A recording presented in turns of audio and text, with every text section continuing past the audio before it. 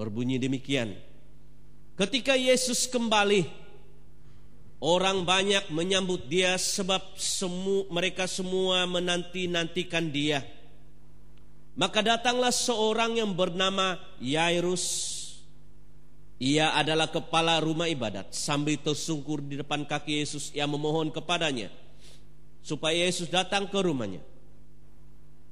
Karena anaknya perempuan yang satu-satunya yang berumur kira-kira 12 tahun hampir mati. Dalam perjalanan ke situ Yesus didesak-desak banyak orang. 43 ada seorang perempuan yang sudah 12 tahun menderita pendarahan dan tidak berhasil disembuhkan oleh sesiapapun.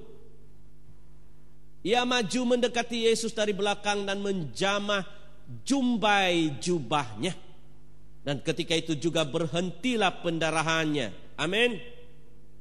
Lalu kata Yesus, siapa yang menjamah aku? Dan karena tidak ada yang mengakuinya, berkatalah Petrus, Guru, orang banyak mengurumi dan mendesak engkau. 46. Tetapi Yesus berkata, ada seorang yang menjamah aku. Sebab aku merasa ada kuasa keluar dari diriku. Ketika perempuan itu melihat bahwa perbuatannya itu ketahuan, ia datang dengan gemetar, tersungkur di depannya, dan menceritakan kepada orang banyak apa sebabnya ia menjamah dia, dan bahwa ia seketika itu juga menjadi sembuh. Maka katanya kepada perempuan itu, hai anakku, imanmu telah menyelamatkan engkau. Saya ingin dengar saudara katakan, imanmu telah menyelamatkan engkau. Imanku telah menyelamatkanku. Katakan, imanku telah menyelamatkanku. Sekali lagi, imanku telah menyelamatkanku. Yesus berkata, saya ulangi, ya, hai anakku, imanmu telah menyelamatkan engkau. Pergilah dengan selamat. Ayat yang sama, situasi yang sama, dan kisah yang sama kita lihat dalam Injil Matius. Perempuan pendarahan yang menderita 12 tahun ini, ayat yang sama, tetapi kita lihat dalam Injil Matius pasal 9.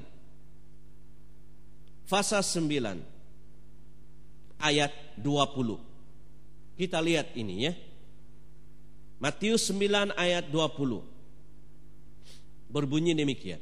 Pada waktu itu seorang perempuan yang sudah 12 tahun lamanya menderita pendarahan maju mendekati Yesus dari belakang dan menjamah jumbai jubahnya. 21. Karena katanya dalam hatinya, asal ku jamah saja jubahnya, aku akan sembuh. Tetapi Yesus berpaling dan memandang dia serta berkata, teguhkanlah hatimu, hai anakku, imanmu telah menyelamatkan engkau. Katakan, imanku telah menyelamatkan aku. Yesus katakan, imanmu telah menyelamatkan engkau. Maka sejak saat itu sembuhlah perempuan itu. Kita kembali kepada Lukas 8 tadi. Kisah yang sama, seorang perempuan yang menderita 12 tahun sakit pendarahan. Bayangkan kalau perempuan ini, kalau datangnya Malaysia katakan haidnya sekali sebulan, paling lewat 1 minggu haidnya, ya masa kotornya perempuan, ya minta maaf ya ibu-ibu. Sudah itu lepas, ya lepas. Tetapi perempuan ini mengalami penyakit sehingga non-stop berdarah terus, mengalir terus. Bukan 1 tahun, tetapi 12 tahun. Bayangkan 12 tahun. Saya percaya apabila orang ini kurang darah. Penyakit apa ini? Saya bukan seorang dokter, tetapi ini adalah penyakit yang parah. Sehingga non-stop darah mengalir, sedikit-sedikit darah mengalir. Mungkin dia berjalan sedikit, darah mengalir.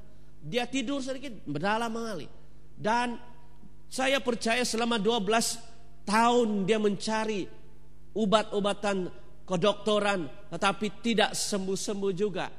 Dan saya percaya perempuan ini pucat, biru, putih, kurang darah, dan dia akan coba makan makanan yang bisa menambah darahnya, tetapi penyakitnya itu begitu menyengsara kehidupannya selama 12 tahun. Saya akan saksikan sebentar, dan saudara akan paham maksud saya apa. Sebab kami melalui ujian sedemikian rupa. Istri saya pernah menderita penyakit yang sama, tapi bukan 12 tahun, 3 bulan. Dan setiap malam kami bergumul. Kami sudah belanja berapa ribuan ringgit ke dokter, tapi tidak disembuhkan, tidak dirawat, tidak bisa, tiada perawatan. Dan saya paham apa maksudnya sakit pendarahan itu. Sebentar kita beri kesaksian. Tapi perempuan ini dalam Matius 9, dia melihat ramai orang berbondong-bondong berusaha menjamah Tuhan. Ada yang datang, oh kasihanilah saya, Yesus anak Daud, mataku supaya aku bisa melihat. Dan Yesus akan bertanya, percayakah kamu bahwa aku bisa menyembuhkanmu? Nah katakan, oh Tuhan bisa. Dan Tuhan Yesus sering katakan, terjadilah seperti imanmu, terjadilah seperti apa yang kamu percaya. Dan orang yang buta itu melihat. Orang berusaha menjamah Yesus. Bahkan kalau Yesus pergi ke satu desa atau satu kota, bukan lagi ratusan orang, ribuan orang berusaha menahan Tuhan, mengerumuni dia, berseru terlalu ramai orang yang sakit datang kepada Yesus. Dan kalau bisa boleh menjamah Tuhan. Dan dalam situasi ini, dalam firman Tuhan ini, banyak orang yang berusaha mengerumuni Tuhan, murid-murid Tuhan, bahkan ratusan orang. Di mana dia pergi, orang berusaha menjamah. Kenapa? Saudara tahu kenapa? Sebab ada kuasa yang hadir di dalam kehidupan Tuhan. Amin. Ada kuasa Allah yang menyertai dalam kehidupan Tuhan Yesus. Kuasa Roh Kudus yang mengalir di dalam tubuhnya. Kuasa alirannya seperti aliran es. Kuasa alirannya seperti aliran yang dingin. Aliran seperti aliran listrik. Aliran yang sedap. Aliran kuasa Allah. Yang penting kita tahu itu adalah kuasa Allah. Kita melihat tadi dalam firman Tuhan ini, Yesus berkata, siapa yang menjamah aku? Sebab aku merasa ada kuasa yang keluar dari tubuhku. Itu adalah urapan kuasa kesembuhan Tuhan Yesus. Amin.